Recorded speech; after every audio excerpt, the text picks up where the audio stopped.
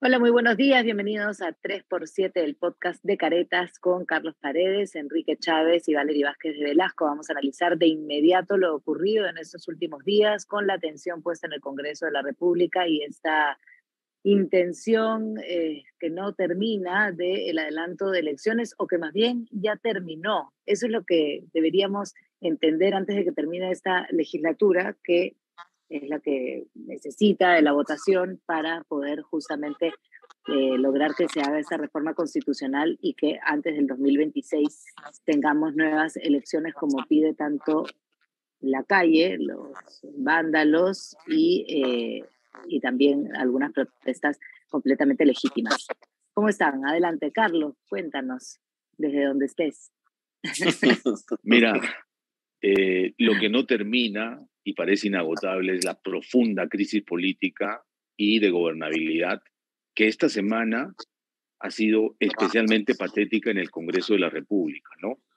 Se quiso adelantar el adelanto, esta maniobra, desde mi punto de vista, poco entendible o torpe del fujimorismo, de pedir que se revise la votación anterior, ¿no? Y luego tratar de llegar a una propuesta para el tercer trimestre de este año fracasado estrepitosamente, por una razón muy simple, porque en el Congreso hay intereses clarísimos. Primero, que una parte de ellos no quiere irse, quiere cobrar hasta el último día que sea posible, y otra parte ya clara de la izquierda está condicionando la Asamblea Constituyente, que no tiene consenso alguno dentro del Congreso.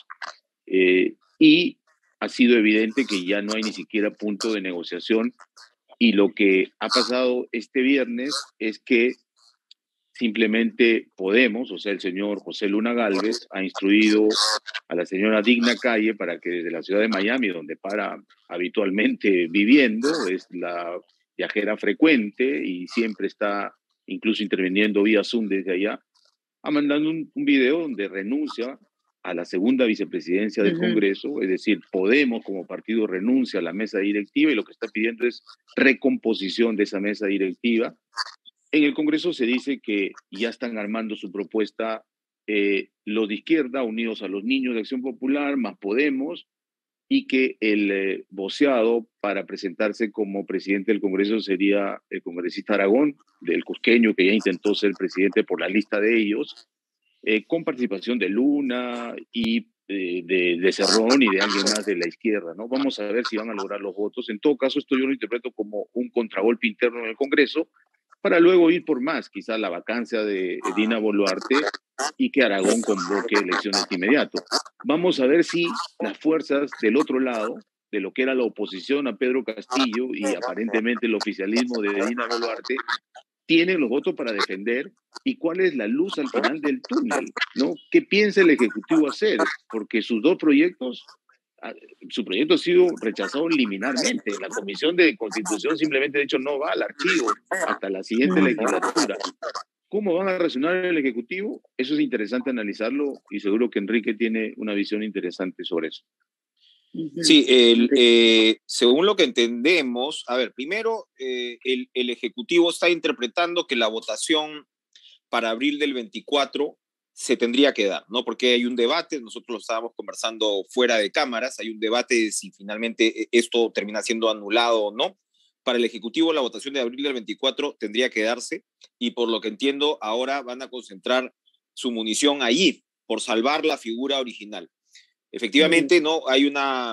Se interpreta ahora pues esta torpeza o conveniencia del fujimorismo, pero también siendo un poquito abogado del diablo, el país está en tal situación, ¿no?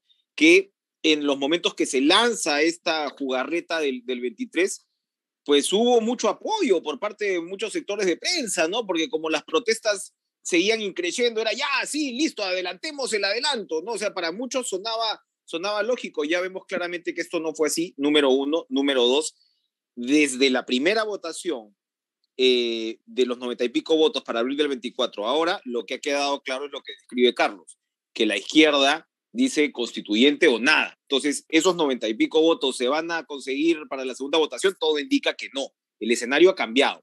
Ahora, yo me pregunto, qué efecto ya va a tener esta actitud desembosada de la izquierda con la constituyente en las protestas, ¿no? O sea, es decir, lo que era de alguna manera un tanto abstracto al principio, ahora está mucho más enfocado.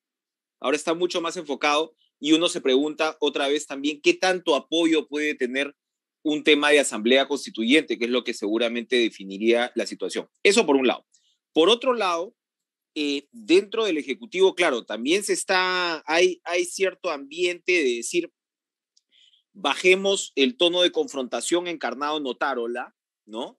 Y vamos también encontrando de repente un gabinete de paz, si se quiere, ¿no? O sea, y esto no quita todos estos escenarios prácticamente de guerra que describe Carlos, o sea, la posibilidad de vacar a Dina Boluarte, etcétera, etcétera. Yo vuelvo, y termino con esto, a algo fundamental. Para Boluarte, o sea, Otárola le ha dado la tranquilidad a Boluarte porque le ha convencido de que no va a ir presa. En resumen, ¿no? O sea, según la información que tengo, el vínculo, ¿no? se ha solidificado a partir de eso. Y esa es una variable que no hay que perder de vista, ¿no? O sea, es decir, la vacancia o la renuncia frente al temor de lo que sea que tus enemigos, tus nuevos enemigos políticos, te quieran meter presa. Hay un tema ahí de supervivencia que es fundamental para que la señora tome la decisión que vaya a tomar, porque efectivamente al final sí ella tendría la carta de la renuncia y se acabó, ¿no? Pasamos elecciones 6, 8 meses después, veremos qué pasa en esos 6, 8 meses con la estabilidad, pero ya tendrías un horizonte claro. Entonces yo creo que aquí hay muchas fichas, ¿no? En este tablero y se está jugando más de un partido a la vez, ¿no? Pero bueno, todo también va a tener un correlato sobre cómo van desarrollándose las protestas y los bloqueos de carreteras en los próximos días, ¿no? O sea, porque claro, hay un wishful thinking de los congresistas de decir, si esto se va tranquilizando, yo me voy quedando todo lo que pueda, ¿no? A la vez, ¿no? Entonces, no, y aparentemente están jugando varios partidos. Es lo que se quiere, ¿no? Con el rechazo al adelanto de elecciones, ¿no? Y el no discutir incluso la última propuesta. Pero yo creo que sí es importante retroceder un poco a lo que ha sucedido con la primera propuesta del adelanto de elecciones, que se presentó en diciembre, porque ahí tuvieron los votos, pero también sabíamos que eso no era definitivo, que todo se iba a discutir en la segunda legislatura. Y ahora que está por llegar, ¿no? Porque termina esta el 10, se ha hecho toda esta confusión de adelantos de proyectos, de cambios, del adelanto, como decía bien Carlos, y finalmente yo lo que he entendido es que ya nada de eso habría funcionado o funcionaría para una segunda legislatura. No habría manera de votar una segunda vez y alcanzar, más allá de si se alcanzan los 66 o los 93 votos que se lograron, que yo creo también que es imposible que se vuelvan a conseguir, ¿no? Porque se sabía que tenían que negociar y sobre todo la Asamblea Constituyente y otras cosas como la bicameralidad o la reelección de los mismos congresistas, ¿no? Todo eso estaba un poco en el asadero. El hecho es que si eso ya no existe, poniéndonos en la situación de que realmente se hubiera ya anulado esta posibilidad y lo logrado anteriormente, entonces, ¿qué cosa puede suceder con el Ejecutivo? ¿Qué puede hacer el Ejecutivo? Por un lado, renunciar Dina Boluarte y obligar a que haya elecciones en 9 meses, a pesar de que ella sigue diciendo que no va a renunciar, pero podría dejar expuesto al Congreso, ¿no? Y decir, bueno, ellos no lo hacen, yo lo voy a forzar. Y lo otro es lo que decíamos también de las posibilidades de las herramientas desde el Ejecutivo, ¿no? Cuestiones de confianza o cualquiera de las opciones también para forzar al Congreso a que salga y que estas protestas de alguna manera se tranquilicen, que también esa es la otra pregunta, ¿cuánto se van a tranquilizar si entra un Williams? Y eso es algo a lo que le venimos dando vueltas también hace mucho tiempo. Y en ese sentido, esta recomposición de la mesa directiva es importante, ¿no? Cuando ya Digna Calle dice, yo no voy a estar, entonces tiene que haber una nueva mesa directiva. ¿Quiénes estarían a la cabeza? ¿Qué nombres se podrían barajar? ¿Hay alguna opción real que podría tener el apoyo mayoritario del Congreso de la República? ¿O creen que finalmente si Dina renuncia, Williams se queda y la mesa directiva sobrevive a pesar de la salida de Digna Calle? Eso por un lado. Y lo otro, si de alguna forma estas protestas que de alguna manera están bajando, ¿no? Ya continúan, pero ya no tienen la fuerza, terminen siendo pues algo que se va diluyendo en la medida en que se reacomoda un poco la situación política y se llega a encontrar algún tipo de reforma para que no tengamos esta pesadilla una y otra vez y que el próximo presidente, sea quien sea, o presidenta, pues no tenga 3 meses y sea vacado. Sí, yo creo que el entrampamiento de este adelanto de elecciones que ha quedado claramente establecido esta semana va a depender mucho del Ejecutivo para destrabarlo, ¿no? Y la pregunta que hace Valeria es súper interesante. ¿Cómo va a reaccionar el Ejecutivo? Coincido con Enrique, que a Dina Boluarte se le ha convencido de que si ella renuncia al día siguiente va a acompañar a Pedro Castillo en la DIROES, ¿no? O sea, termina presa. Son 58 muertos por lo menos, una carga pesadísima que en el extranjero está siendo visto de mala manera, ¿no?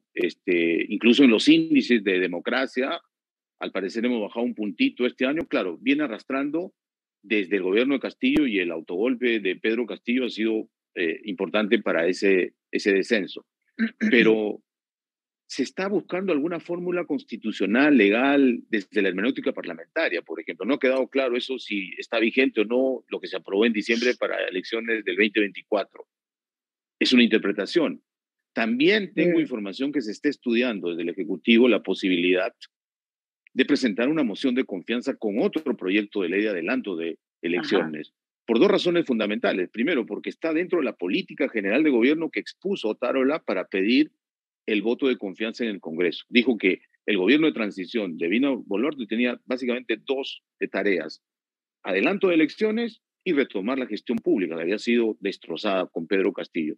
Bueno, eso es parte de la política general del gobierno y por lo tanto está apta para ser sometida a voto de confianza. Otárola irá, no lo quieren mucho, lo balotearán de inmediato y al día siguiente puede presentar otra moción de confianza y estoy seguro que la gente aplaudiría de pie que disuelvan a este Congreso que ha resultado más impresentable que los anteriores, ¿no? Pero esa es la solución y luego se queda en la comisión permanente, el Congreso se dejará disolver o antes vacará a Dina Boluarte. Es ya un escenario de guerra que lo único que va a hacer es profundizar la crisis y vamos a ver la calle o los que se llaman calle o los protestantes, los legítimos, los vándalos, qué va a pasar, porque además sí coincido contigo, Valerie, que hay un desgaste también de la protesta y se ha detectado ya a nivel policial algunos financistas, como esta señora Yanet Navarro, que se le ha encontrado en los cuadernos pagos por 40,000 soles a vándalos que están detectados por la policía, que son los más violentos de las manifestaciones en Lima, ¿no? Así que todo eso va a ir con investigación quirúrgica policial, va a ir disminuyendo, creo yo. Hay volviendo al tema de abril del 24, Cavero y Tudela, los congresistas, han presentado otro proyecto de ley para hacer elecciones de abril 24, pero complementarias. Este tema de las elecciones complementarias, de que vayan solamente hasta el 26, con el claro propósito reeleccionista, ha puesto de cabeza, o sea, es uno de los elementos que ha puesto de cabeza el debate, ¿no? Siempre hay que recordar que la tasa de reelección parlamentaria del país ha sido bajísima. Es decir, 10-15%, ¿no? Y entonces, claro, sabemos lo que significa el Congreso ahora para la ciudadanía y estás asumiendo un riesgo por un retorno realmente bajo, ¿no? Entonces, ellos están insistiendo, cuando ya tienes incluso, si prima la interpretación del Ejecutivo, si puedes poner, ¿no? Poner todas las balas en esa votación de abril del 24, están metiendo un elemento distorsionador, ¿no? Uno esperaría efectivamente que no llegues a ese escenario de guerra, pero vamos a ver ahora. Carlos, hablabas de los financistas. ¿A quién le conviene una nueva constitución, en fin, con estos elementos caóticos de cambiar el capítulo económico? Para empezar, a los mineros ilegales, ¿no? O sea, el tema de la economía está muy amarrado a lo que a su vez son las economías ilegales, que no solamente tuvieron su agosto durante el gobierno de Pedro Castillo, sino que además estarían muy beneficiadas con una constitución de corte, entre comillas, comunista, ¿no? Entonces, ahí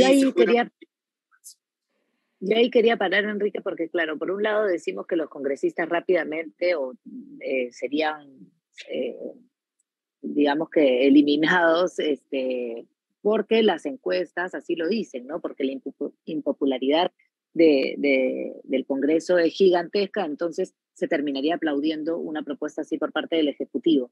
Y sin embargo, también en el tema de la Asamblea Constituyente, por más de que sea una idea trasnochada o ridícula o que además no va a tener un resultado tan inmediato como el que se busca, también tiene esa mayoría de gente a nivel país pidiéndola, ¿no? También si llegase a hacer una consulta hacia la Asamblea Constituyente, es muy probable que en la pregunta, ¿quieres una Asamblea Constituyente?, la gente termine votando por el sí, también, ¿no?